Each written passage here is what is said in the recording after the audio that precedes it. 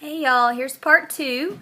I am going to answer two of the questions, and then the other question, which was my schedule.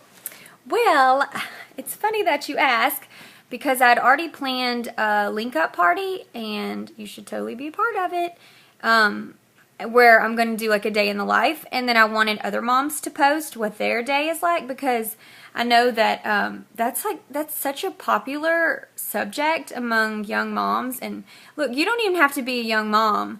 Emma, you post because I'm so obsessed with your life as a young world traveler, and I would love to know what a day in your life is like. So it's just cool to see what other people do during their day, and I feel like mine is so boring, but it's fun to look back. Like once you posted those, it's fun to look back and see what you were doing when your children were that age and just kind of how you did it. So that'll be coming probably in the next couple of weeks. I'll let you guys know ahead of time so that you can pick a day to take pictures and get it going. And so then my next question was how I do quiet time. And I start off my day with quiet time, but it's not like, I always used to put so much pressure on myself to get that big quiet time in the mornings, and I couldn't do it. I mean, as hard as I tried, it was hard because I wasn't awake enough to really get in to everything so much. So immediately though, when I wake up in the morning, I open up my iPad, I read my Bible verse for the day and my Bible app, and I just kind of pray, and I kind of like just have that one scripture and I just kind of meditate on it. And then I get up and go on with my day. I try to sneak in some quiet times during the day. Also, I was for a long, long time, seriously for like 3 years, and that's why I've stopped because I've done it for 3 years. I was doing Jesus Calling by Sarah. I can't think of it. I'll post it in the post.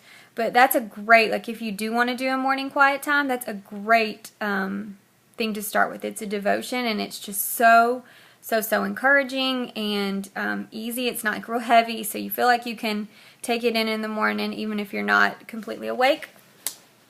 It's really cloudy and rainy outside, so the lighting is terrible. So that's what I did in the mornings, and then throughout the day I like listen to worship music or I pray. I pray throughout the day. And then in the evening after everybody's asleep, then I get in my bathtub and I read the Bible and I pray.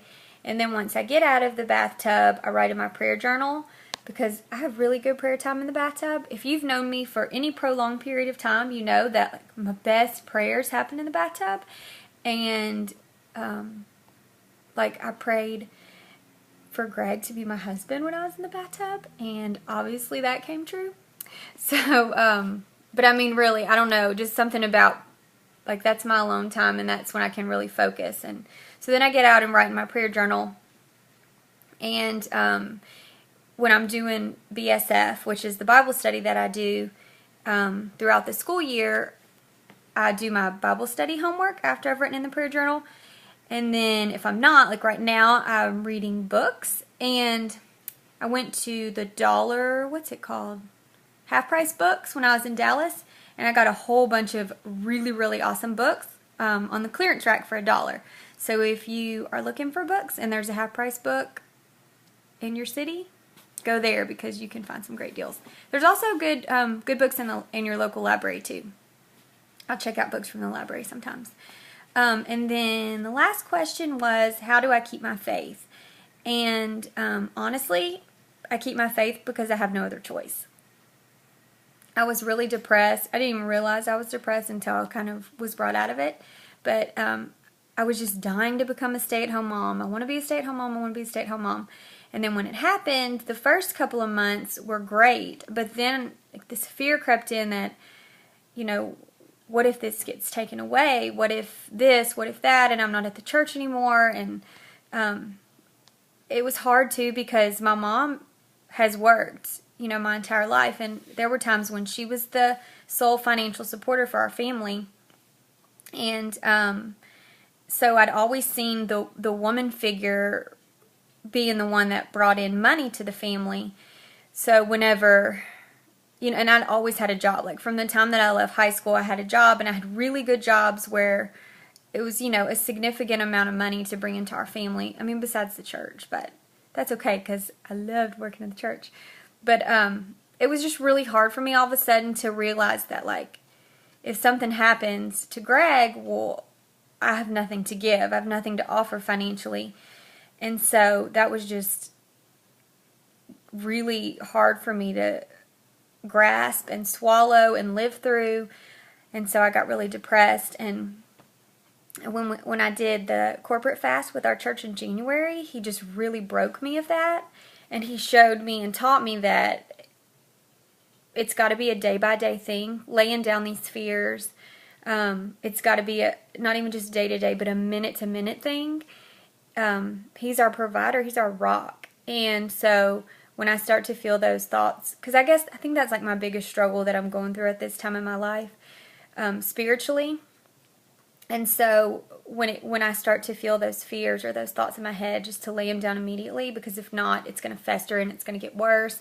And then it's going to be harder for me to get to a good place with the Lord, because there's just so much junk in my heart and so many fears. We have nothing to be afraid of in Him. I mean, you go through the Bible and over, because I really did the other night. I looked up how many times in the Bible it says He will never leave you or forsake you. And seriously, Google it. I don't even know how many times. Like, there are more than I could count. I mean, it's just through the whole entire Bible that He will never leave us or forsake us. And I know I've been harping on that for the last couple of months, but that's where I'm at in my walk right now. I mean, He's literally like pounding it into my head with a hammer and pounding it into my heart with a hammer. And so I just think, to say that, how do you keep your faith? You have no choice. It's something that you've got to fight for on a daily, hourly basis. It's got to be there because He is our faith. I mean, He's everything. He's got us. He's got this. So that's it. And I love y'all very much. Thanks for being a part of this. And I will talk to everybody soon.